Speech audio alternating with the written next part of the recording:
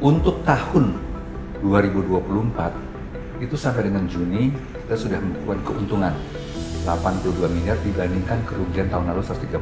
Kenapa tahun lalu terjadi kerugian, Pak? Karena waktu kita akuisisi MBZ, ya kita mendapat pinjaman dari BCA, Pak. Ya kan? Iya. Jadi kita harus membayar bunga. Tapi di tahun Desember 2023 kita lunasi semua. Kita ambil dari 2017 ke sini aja, Pak ya. Iya. Kita sudah hampir spend kurang lebih sebentar, Pak. Kurang lebih 4, 21, 25, kurang lebih hampir 50 triliun, Pak. 2017 ke sini saja. Belum yang lain-lain nih, Pak.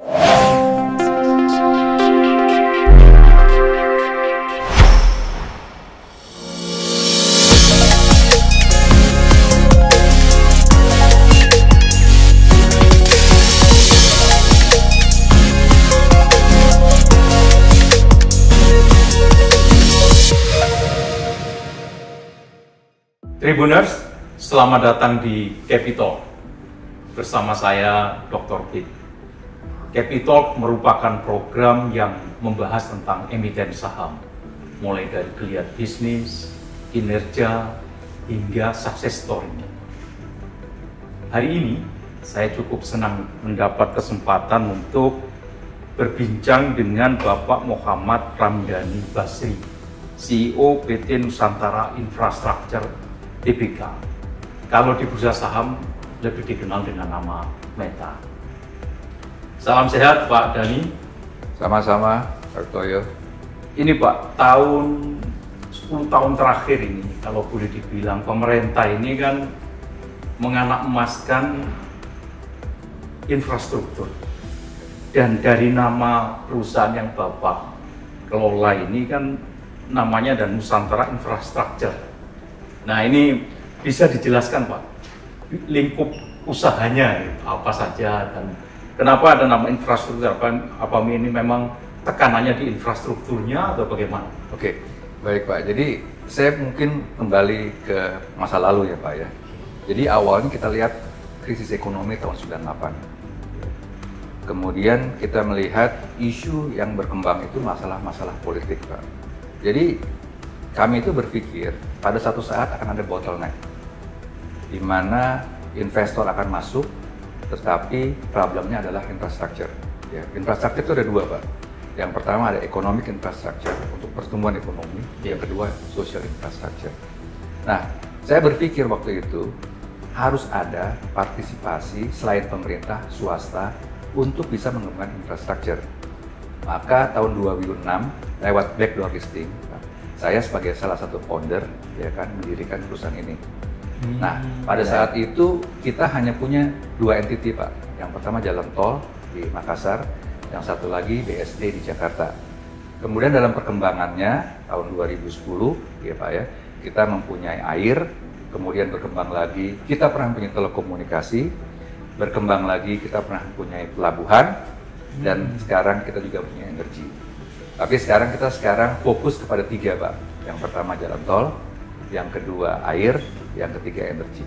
Nah, karena kita menganggap bahwa kebutuhan ini adalah untuk Indonesia, maka kita sebut namanya Nusantara Infrastructure. Jadi ini adalah satu perusahaan infrastruktur terintegrasi sebetulnya Pak. Ya. Ini Pak, menarik sekali kan selama ini infrastruktur itu dikuasai oleh pemerintah. Nah, mulai kapan ini terjadi pergeseran pemerintah mulai mengajak swasta untuk investasi di infrastruktur? Nah, ini kembali lagi bahwa pembangunan infrastruktur ini merupakan salah satu fondasi pertumbuhan ekonomi. Sebetulnya ini merupakan tanggung jawab pemerintah, di mana masyarakat membayar pajak dan pemerintah membangun infrastruktur. Tapi kita melihat kondisi saat ini atau kondisi masa-masa lalu, di mana kemampuan pemerintah hanya 30%. Untuk membangun infrastruktur. Sedangkan 70% itu mereka harus mengundang swasta. Tapi frankly speaking pada saat itu swasta-swasta yang berperan dalam bisnis infrastruktur itu hanya 1-2 perusahaan. Nah, kemudian pada tahun 2010, oh saya ingat waktu itu Pak zamannya Pak SBY Pak, kita diundang ke Cipayung, ke Istana Cipayung, Cipanas. Kemudian beliau tanya, apa yang harus dikerjakan? Nah, kami bilang, yang pertama bangun infrastruktur Pak.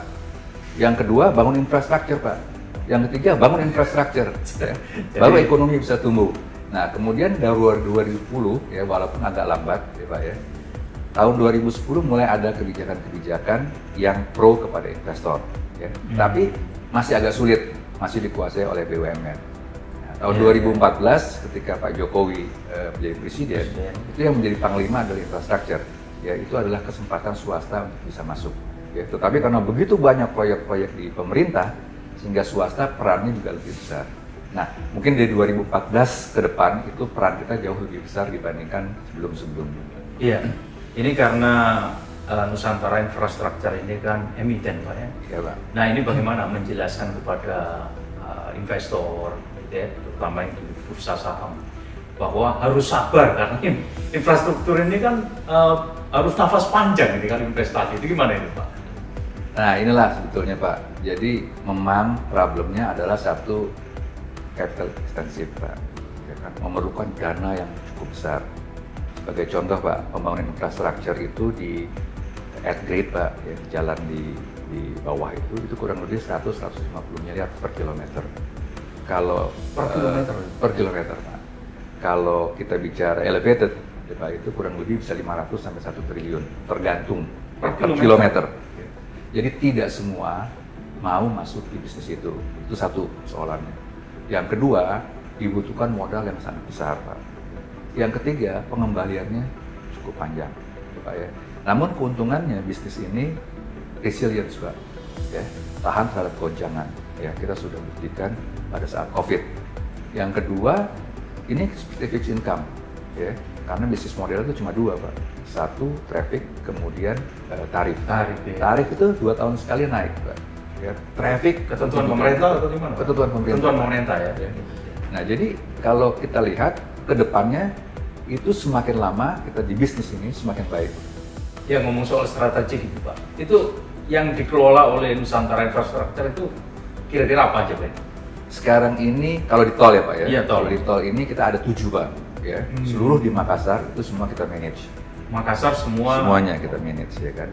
Kemudian di Jakarta ada di Jakarta Lingkar Barat, ya, kita punya sekian persen. Terus kemudian kita punya di BSD, ya Pak ya. Terus kemudian kita baru akuisisi, Pak, tahun lalu MBZ. Ya. Oh, MBZ. Ya, elevated. Iya. Jadi kita ambil 40% dari Jasa Marga. Kemudian tahun ini ya kita akuisisi lagi Trans Jawa, Pak, ya, bersama konsorsium 35%. Nah, ini yang tadi saya katakan bisnis-bisnis atau lokasi-lokasi yang sangat strategik, Pak ya, khususnya untuk traffic ya yang sangat padat. Yang dipentingkan orang itu sebetulnya bukan tarifnya, Pak. Yang dipentingkan orang itu waktu. Ya, Pak ya. Jadi kalau orang mau pergi rapat, dia tidak mau kehilangan waktu 1 jam atau 30 menit dia telat, ya, Pak. Minimal time is money itu berlaku di bisnis tol. Time is money, ya, Pak ya. Jadi berapapun mereka akan spend, akan keluarkan uang, ya, Pak, as long as mereka tepat waktu. Jadi mungkin kalau ada kenaikan tarif, tapi kenaikan tarif bukan kita, Pak, itu dari pemerintah, kebijakan pemerintah. Ya. Kita hanya mengikuti semua kebijakan pemerintah. Nah, kalau ada kenaikan tarif biasanya masyarakat protes, ya, mahal dan sebagainya. Kembali lagi, Pak, tidak ada alternatif lain. Mereka harus pergi ke tempat tujuan dengan tepat waktu, ya. Sehingga mau tidak mau, ya, mereka harus membayar tarif yang ditentukan oleh pemerintah. Ditentukan oleh pemerintah loh, Pak. Iya. Bukan kita. Kalau kita investasi, ya Pak ya, di toll road dengan quality yang bagus, ya, itu maintenance-nya rendah, Pak. Ya. Tapi memang kalau jadi mahal di awal gitu. Mahal di awal, ya, Pak ya. Kalau gitu, maintenance-nya lebih mahal, lebih tinggi. Gitu. Nah, kita punya satu standar internasional, Pak, standar internasional. Karena pemegang saham kita kan macam-macam, Pak. Ada asing, ada segala macam. Jadi kita punya pegangan international standard. Ya, quality kita harus nomor 1. Mungkin investasinya jauh lebih mahal, Pak. Ya. Tapi pemeliharaannya jauh lebih rendah. 1. Yang kedua, juga kita memberikan pelayanan yang 100% memberikan kenyamanan kepada masyarakat, Pak.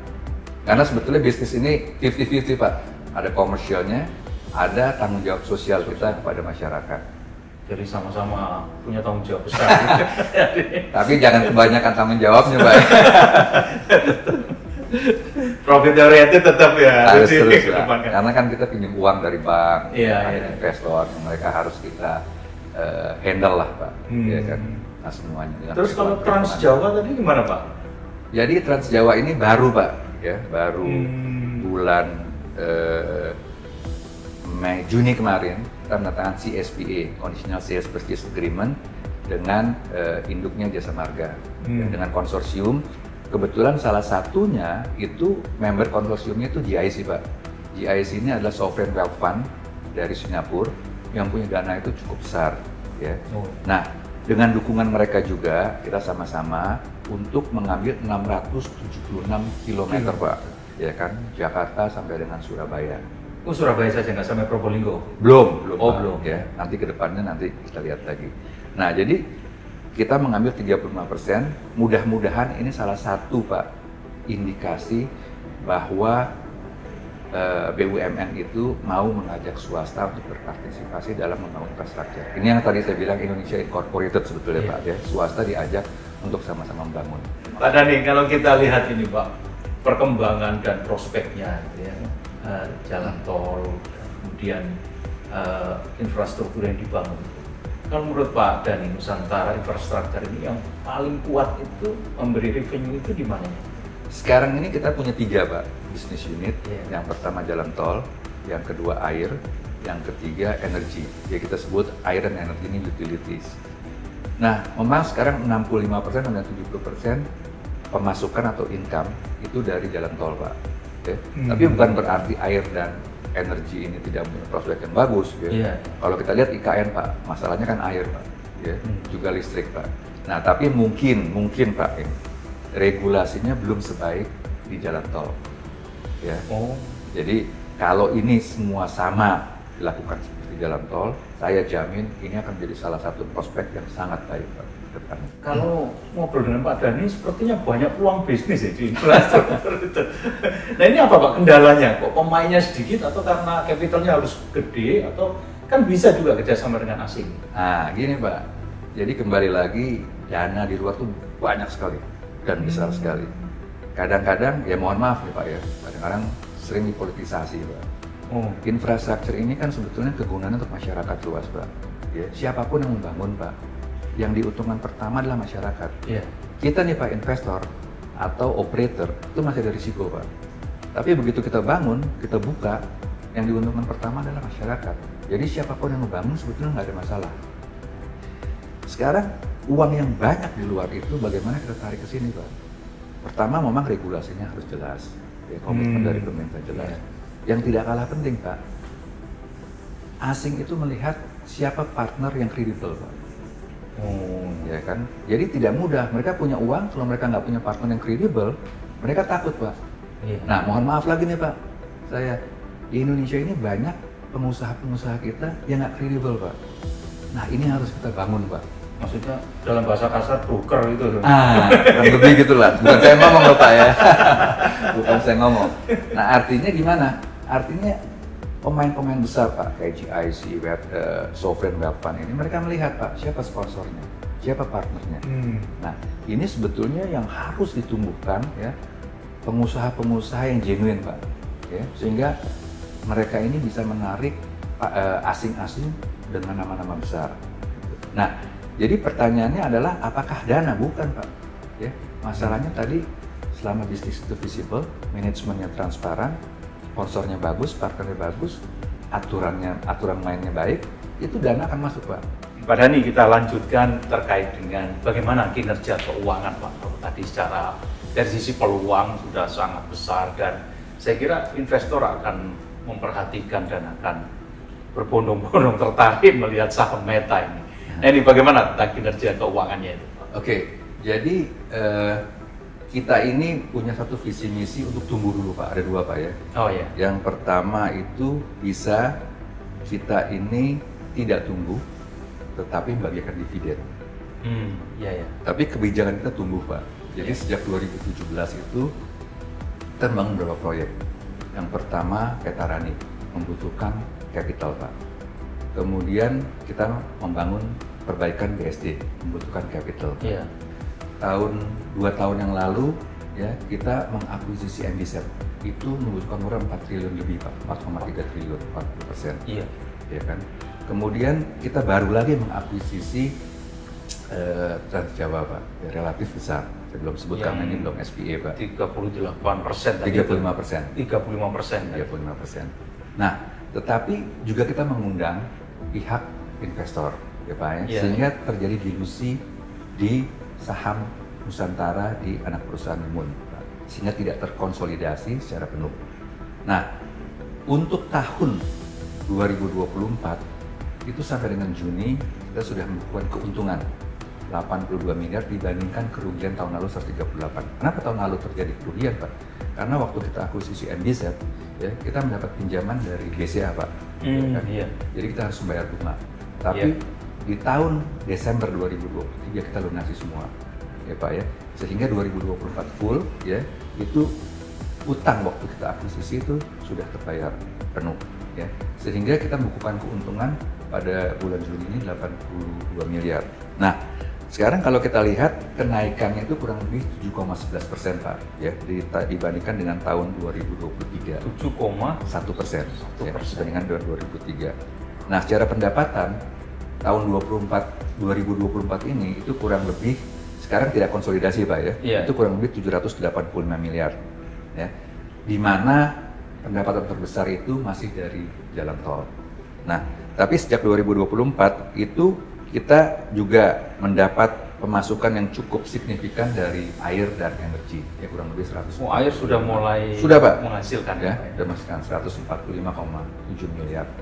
Nah, kalau menurut Pak Dhani Pak, ini dengan angka-angka yang sangat menarik itu, berapa jumlah investor saham ini yang setia gitu, yang setia? Nah, jadi tadi saya katakan salah satu alasan kita lakukan bukan di listing ya, go private ya Pak. Go ya. private ya. Karena kita sebetulnya tidak mau emiten ini tidak mendapatkan dividen. Kan cuma dua Pak ya, orang satu dividen, satu capital gain. Kenapa? Iya. Karena kita tumbuh terus Pak, sehingga kita membutuhkan capital injection. Kasihan kalau kita lakukan right issue, mereka harus inject lagi. Jadi kita mengundang sifatnya institusi dibandingkan retail Pak, ya kan? Jadi lebih fokus ke institusi. Gitu Institusi, ya kan? Karena mereka holding powernya cukup kuat dan cukup lama itu Pak. Nah, setelah kita undang, kita go private Pak. Kita go private, kita besarkan dulu. Kita besarkan Kuenya dulu, itu ya? kuenya dulu. Dan pundi-pundi uangnya itu. Betul, ya kan? Jadi aset kita sekarang ada 7 Pak, untuk tol, iya, iya. air, kemudian ada energi, ya. Tapi waktu kita go private, tadinya kita tuh pemegang sahamnya kurang lebih ada 12.000 sampai 13.000 Pak. Iya. Setelah kita go private Pak, masih ada 4.000-an, 5.000-an yang tidak mau Melepas. menjual sahamnya. Jadi masih setia. Ya? Masih setia. Meskipun dalam kondisi tidur gitu. Nah, itu. Jadi istilahnya perusahaan publik yang tidak listing gitu Pak. Ya. Tapi ya masih ada 4.000-an Pak. Gitu. Dan mereka sudah ditawarkan beberapa kali, masih belum mau Melepas menjual saham. sahamnya juga Pak. Oh, Ya itu orang-orang situasinya, setia. kondisinya lah. Ini Pak, investor ini perlu juga tambahan edukasi. Edukasi, Pak Dhani perlu menjelaskan dalam 5 tahun, 10 tahun, 15 tahun itu bagaimana ini? Kalau misalkan seorang investor pemula, kan sekarang saham itu kabarnya banyak dikuasai oleh Gen Z, gitu, milenial, dan mereka berpikirnya ya seperti trading forex, beli pagi sore dijual kan gitu. Nah sementara kalau kita lihat saham infrastruktur ini kan harus nafas panjang gitu ya. Saya lihat investor-investor yang sukses itu memang butuh waktu panjang. Nah, ini bagaimana? 5 tahun pertama itu kalau Nusantara Infrastructure itu akan memberi harapan apa? Kemudian 10 tahun seperti apa? 15 tahun seperti apa gitu? Mungkin yang perlu dilihat satu fundamental ya Pak ya. Iya. Fundamental. Jadi laporan keuangan itu harus dianalisa oleh investor yang mau masuk. Tapi memang saham-saham yang fundamentalnya kuat itu tidak ada market makernya biasanya Pak. Secara otomatis itu berjalan sesuai dengan apa yang ada di market. Gitu, Alami gitu ya, Pak. Ya. Jadi supply dan demand gitu Pak ya. Nah jadi pertama mungkin yang harus dilihat oleh para investor fundamental perusahaan seperti apa. Iya. Prospeknya seperti apa, ya kan? Yang kita beli ini future Pak. Ya, kalau di saham ini bukan hari ini, kita beli ke depannya seperti apa. Nah kalau kita bilang kedepannya seperti apa, berarti kita harus punya holding power. Jadi nggak bisa beli pagi, jual sore gitu Pak ya. Nah, itu tadi saya bilang, kalau komoditi mungkin bisa Pak, ya harganya naik, harganya turun, ya mereka bisa main di sana. Tapi kalau infrastruktur dalam perkembangannya itu agak sulit, ya mereka paling tidak harus hold, ya sekian lama.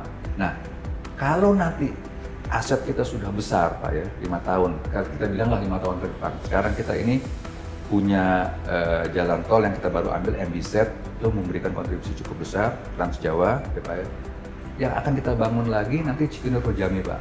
Oh iya. Ya, itu Nusantara Infrastruktur juga. Ya, ya kita majority itu 21 km. Total investasinya 21 triliun Pak. Ya, kembali lagi tadi saya katakan. 1 triliun. Iya, kurang lebih Pak, karena di tengah kota Pak. Iya. Di atas TB Simatupang. Nah, itu trafficnya juga luar biasa Pak. Kemudian yang harus juga mereka perhatikan ya, pemula-pemula dan sebagainya, itu jangan spekulatif Pak. Spekulatif tadi dengar ini dengar itu, saham ini saham itu beli, terus kemudian maksudnya jangan terpengaruh isu gitu. Isu ya. Paling tidak harus dianalisa, ya kan? Analisanya seperti ini fundamentalnya. Pertanyaannya, perusahaan-perusahaan yang fundamentalnya kuat tidak secepat perusahaan-perusahaan yang istilahnya gorengan gitu Pak. Iya. Tapi tadi aman, ya bisa tidur nyenyak lah. Artinya sejelek-jeleknya dia tidak akan drop sampai harganya itu di bawah sekali. Iya. Satu. Dan juga dia mesti lihat manajemen Pak, ya manajemen pemegang sahamnya. Nah ini juga mereka harus perhatikan, Iya. gitu, ya. Karena credibility, trust itu perlu Pak. Jadi ini holdingnya itu membangun trust juga kinerjanya gitu. Harus Pak. Ini seperti kalau orang agama kan dibilang yang dipercaya kan, Nabi Muhammad kan yang dipercaya kan Pak ya, sehingga dia bisa menjalankan bisnisnya dengan besar. Jadi kembali lagi kita harus memberikan kontribusi yang baik ke masyarakat, stakeholder kita, ke bank dan sebagainya ya. Itu harus kita lakukan dengan baik. Nah, kita juga punya program-program CSR Pak ya. Rumah pintar, terus kampung bersih, ya itu kita lakukan untuk memberikan kontribusi yang baik kepada masyarakat. Dan itu di sekitar jalan tol atau bagaimana? Sekitar jalan tol Pak, dan udah mendapat beberapa penghargaan, beberapa kali setiap tahun kita dapat Pak. Emang ada gangguan gitu Pak? Orang-orang sekitar jalan tol? Kita lebih mengedukasi mereka Pak, ya misalnya sampah, kita bikin bank sampah, sehingga mereka tidak buang sampah semaunya. Yang mereka taruh kita kasih uang, nanti kita olah dan sebagainya. Jadi masih ada pemikiran jalan itu sebagai tempat sampah terpanjang di dunia? Banyak Pak. Banyak Pak. Nah jadi tadi kita harus selain berpikir tentang tadi kontribusi masyarakat, juga kita harus mendidik masyarakat Pak. Ya. Manajemen Pak, itu harus bisa dipercaya Pak oleh bank, institusi keuangan, terus kemudian tadi pelayanan sebagainya. Nah kalau itu tercipta Pak, ya kan, kalau saya sebagai investor nih, yang mau retail atau apa, itu nggak usah takut Pak, aman. Ya. Jadi mesti kita lihat siapa manajemen yang mengelola perusahaan ini, siapa sponsor atau pemegang saham yang memiliki perusahaan ini. Nah itu tuh paling penting Pak. Nah ini Pak, Nusantara Infrastruktur ini kan dinaungi oleh Salim Group. Itu punya pengaruh besar nggak Pak untuk mendapatkan funding dari luar atau di Indonesia juga gitu, gimana itu? Nah, jadi ini pertanyaan yang bagus nih Pak. Publik tahu ini bahwa Nusantara ada Salim nih kuat. Jadi pertanyaan bagus Pak. Jadi kembali lagi, pengusaha itu harus kredibel Pak, trust. Pak, ya. Jadi investor atau financial institution itu yang pertama dilihat siapa sih orangnya. Kalau Bapak cacat Pak, ya, cacat dalam hal keuangan segala macam. Walaupun bisnisnya bagus Pak, dia takut Pak, ya kan. Tapi kalau Bapak sebut ya, nama A, namanya harum bagus, itu red carpet Pak. Bahkan dia bilang oke lah, kolateralnya nanti aja. Tapi saya percaya sama orang ini. Kalau di bank tuh ada 5C Pak ya, ada credible, ada karakter segala macam. Itu dilihat Pak. Iya. Nah jadi tadi pertanyaannya, nama ini bagus atau tidak? Kalau Bapak sebut ke institusi keuangan, mereka akan respect Pak. Di dalam negeri maupun luar negeri. Dalam negeri maupun luar negeri. Nah, kalau di infrastruktur, kalau kita hanya kuat di local bank, ya Pak, nggak akan mampu Pak. Nggak mampu, meskipun konsorsium itu? Nggak mampu Pak, karena investasinya besar sekali. Kebutuhan negara ini untuk infrastruktur besar. Karena itu kita harus membangun aliansi juga dengan institusi keuangan maupun strategik investor dari luar. Nah, salah satunya contoh Pak, GIC masuk ke kita. Itu sebetulnya hal yang luar biasa Pak. Karena sovereign wealth fund itu sangat-sangat kritis Pak. Banyak hal yang dia ingin supaya bisa masuk ke satu perusahaan seperti ini gitu Pak. Nah jadi kita di manajemen juga merupakan satu kebanggaan Pak, bisa mengundang mereka. Untuk pemerintah juga satu kebanggaan sebetulnya Pak. Ya kan? Itu kan sebetulnya fundnya pemerintah Singapura Pak, yang bisa masuk ke kami Pak, ke swasta gitu. Kalau boleh tahu nih Pak Dhani, dana yang berputar di luar yang Pak Dhani sampaikan itu banyak sekali, itu ada nggak yang syariah gitu Pak? Kan lagi tren nih di sini negara-negara syariah gitu. Syariah itu yang paling terkenal itu justru di London Pak. Ya, luar biasa Pak, besarnya. Tapi saya nggak tahu Pak ya, mungkin menjalankannya agak berbeda Pak. Oh gitu. Bukan di Saudi malah Pak. Bukan. Karena orang Saudi itu taruh uangnya semua di sana Pak. Ya. Jadi di manage di sana gitu Pak. Iya. Nah jadi kita pernah melakukan itu ya. Jadi dengan salah satu investor dari Malaysia. Ya, oh ya.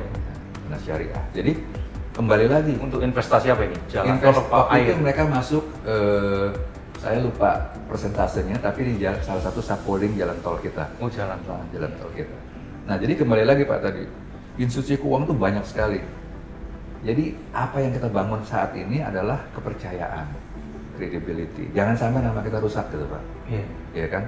Nah kalau namanya bagus tadi, wah itu kita ngomongnya gampang Pak. Istilahnya gini Pak, kalau nama kita cacat Pak, kita sama bank tuh ketemu officernya aja Pak. Tapi kalau nama kita bagus, dia buka pintu, CEO-nya CEO. kita. Atau CEO-nya ke kita gitu Pak. Kurang lebih gitu Pak. Iya, kalau boleh tahu Pak Dhani, dari seluruh proyek itu yang sudah dikerjakan, itu sudah menghabiskan berapa triliun? Wah, kalau ini, kalau saya lihat, kita ambil dari 2017 ke sini aja Pak ya. Iya. Kita sudah hampir spend kurang lebih, sebentar Pak, kurang lebih 4, 21, 25, kurang lebih hampir 50 triliun Pak. 2017 ke sini saja, belum yang lain-lain nih Pak. Iya. Iya kan? Nah jadi tadi saya bilang, kembali lagi bagaimana kita bisa mengundang, ya mau ASI, mau strategik segala macam. Masuk juga investor di bursa. Betul, ya kan? Nah jadi itu yang menjadi salah satu kunci sebetulnya bagaimana perusahaan itu bisa tumbuh. Iya, Pak. 50 triliun cukup besar Pak itu. Kurang lebih Pak, dengan investasi kita tahun depan untuk Cikoneng Jambi Pak, 21 triliun. Bagaimana sih kiat dari Pak Dhani dalam mengelola Nusantara infrastruktur TBK ini untuk mendapatkan dana dari luar negeri yang mungkin notabene ini adalah dana murah gitu. Tadi udah kita singgung dana syariah. Nah, bagaimana Pak Dhani? Apa ini dananya benar-benar murah atau bagaimana? Oke. Jadi memang kalau kita bandingkan interest rate Pak di Indonesia lokal dengan luar, itu memang jauh lebih murah di luar. Dari luar ya. Nah, ini juga mesti kebijakannya harus dirubah Pak. Karena sebetulnya cost of fund dari bank-bank itu juga sebetulnya murah, tapi spreadnya terlalu tinggi Pak ya. Jadi untungnya bank tuh terlalu besar gitu Pak ya. Iya. Satu. Maksudnya bank di dalam negeri maksudnya? Dalam negeri Pak, ya kan. Nah dari luar itu murah sekali Pak. Tapi masalahnya kan dolar Pak. Ya, oh iya, pendapatan kita rupiah fluktuatif. Iya, jadi nggak mismatch Pak, nggak bisa nggak mismatch. Gitu. Iya. Nah, jadi kalau saya lihat dana murah tadi gimana? Kalau kita Pak sekarang datang ke bank dengan nama baik, ya kan Pak, iya. dengan perilaku yang baik, itu mereka berani menurunkan bunga lebih rendah Pak. Kembali rating kita Pak, dengan track record yang baik. Iya, gitu, track record kita, ya kan. Misalnya satu bank, kita bisa dikasih 6,5%, 7%, gitu. Tapi kalau pada saat kita punya problem segala macam, gitu, kita harus structure kita segala macam atau PKPU segala macam, itu akses ke banknya susah dan mereka akan memberikan bunga tinggi sekali Pak. Nggak ada alternatif sebagai pengusaha. Ya. Nah jadi itu satu. Yang kedua, sebetulnya memang dari capital market Pak, lewat apa? Bonds. Bonds. Ya. Kalau bonds kita lakukan, itu kan prinsipnya tidak ada Pak, kita hanya bayar bondsnya aja, bunganya aja Pak. Iya. Yang kedua, yang ketiga Pak, itu kita undang strategic investor atau venture investor, mereka masuk equity Pak. Ya, equity itu yang ada bunganya Pak, ya kan, ikut partisipasi, gitu kan. Nah jadi itu strategi yang kita lakukan, ya. Jadi yang kita lakukan adalah satu, kita pinjam dari bank dengan bunga yang pasti bagus, ya Pak ya. Yang kedua, kita undang investor dari luar Yang ketiga kita issue bonds kayak JLB kita, issue bonds. Dan sekarang lagi kita bisa, sekarang kebetulan kita udah bukan public company lagi Pak ya. Dulu kita bisa lakukan right issue, ya, sehingga masyarakat juga bisa ikut serta berpartisipasi gitu. Tapi kembali lagi Pak, tadi kita berpikir kemarin kalau kita lakukan terus right issue, kasihan juga pemegang saham Pak. Ya kan, karena kita mau tumbuh, growth. Satu kali, apakah kita akan listing lagi? Nanti kita pikirkan, itu belum berpikir sih Pak ya. Tapi paling tidak untuk tumbuh sekarang ya kita perlu institusi. Nah, dana murah tadi itu banyak Pak. Kembali lagi tergantung dari rating kita. Ya, dari keseriusan, kinerja dan track record itu ya Pak Dan. Ya. Nah, kalau itu ada, itu dana murah banyak Pak. Satu. Yang kedua, situasi politik harus dijaga, harus stabil. Keamanan itu harus dijaga Pak. Ya. Karena kalau enggak, mereka takut Pak, nervous. Nah, kalau situasi itu semua kondusif Pak ya, itu kita bisa mendapatkan dana-dana atau menarik investor itu dengan dana-dana murah Pak, yang masuk ke sini itu jauh lebih besar Pak. Iya, jadi mudah-mudahan nanti Pak situasi politik akan lebih baik, nggak ada demo. Pak. Amin. Karena kalau mau demo ke IKN mahal Pak. Amin. Terima kasih Pak Dhani atas waktunya, dan ya ini boleh disebut open kitchen kan gitu Pak ya. Saya juga terima kasih Pak sudah diundang, kasih sedikit pencerahan, apabila bermanfaat ya syukur Pak. Ya, Tribuners, demikian bincang saya dengan Bapak Muhammad Ramdhani Basri, CEO PT Nusantara Infrastructure Tbk, yang kalau di bursa saham dikenal dengan nama Meta. Banyak hal yang bisa kita petik dari diskusi dan dialog panjang lebar tadi. Yang jelas bahwa bisnis infrastruktur ini memberikan cuan yang luar biasa di masa depan. Jadi harus nafas panjang dan harus sabar. Saya Dr. Pit pamit undur diri. Jangan lupa like, share, and subscribe untuk terus mendapatkan informasi tentang emiten saham di Capital. Salam Capital.